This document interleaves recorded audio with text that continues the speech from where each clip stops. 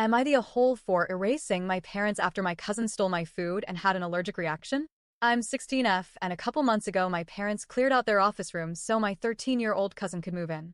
Ever since she got here, stuff from my room has been going missing. Mostly clothes and my braiding hair since I do hair on myself and others. My crop tops, tube tops, little things like that kept turning up missing, or when I did find them they were cut shorter or stained. Important detail: no one in the house has a lock on their door except my parents and obviously the front door. I asked my parents for a lock since it was pretty clear who was taking my stuff, and they said no because a couple months ago I got caught smoking weed and they don't want anything happening in my room. Okay, cool. I understood that, but not the fact that my things were getting stolen and nobody cared but me since I bring it to their attention many times, but her actions were always excused with she's growing up and finding herself, let her be. So one day I confronted my cousin and was like, if you wanted to borrow my stuff you could have just asked, I probably would have let you. And she literally said because it looks better if it's stolen. We argued, parents got involved, and got yelled at since I'm immature for arguing with a 13-year-old who obviously knew what she was doing. After that, my parents started acting super standoffish with me. Like barely talking, ignoring me in the house, weird passive-aggressive energy. I was basically just staying in my room to avoid everyone. Fast forward 2 weeks.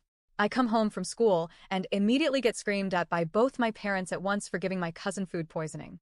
Turns out she went into the fridge, stole my leftover peanut noodles, which she 100% knew were mine and that she's allergic to, ate them, and had a reaction. Here's the thing though. Nobody in the house even knew she was allergic to peanuts except her and my dad. Not me, not my mom, no one else. Somehow this was still my fault. Okay, cool. My parents said I could stay with my grandmother, who lives 36 hours for the summer, for my cousin to calm down from the situation, since every time I walked around in the house I've lived in for 16 straight years she complained she was scared of me. I've been here for a week or two. I tried checking in with my parents a couple times but they barely answered, so I just blocked them, now trying to protect my peace and live my life without the title "the food poisoner" sticking on my back. Now they're blowing up my grandma, saying I'm trying to erase them from my life. And honestly, I'm not. I'm just tired of putting in effort in a relationship they have obviously given up on. Am I the a-hole? Please give feedback and/or advice. Update: I think I'm doing this right. My parents live in New York and my grandmother lives in Los Angeles, California, South Central, so that's where the estimated 36 hours came from. It might be more. My grandmother talks to my mom regularly, but never tells me what they talk about, but she did tell me that my dad went through cousin's phone and seen she was planning to meet up with 17-year-old boy to smoke weed and do other things. They also enrolled her into the middle school I went to since she is in 8th grade, and apparently she's doing much better, which I don't believe. Not trying to be bitter, but I genuinely feel like I have the right to do so.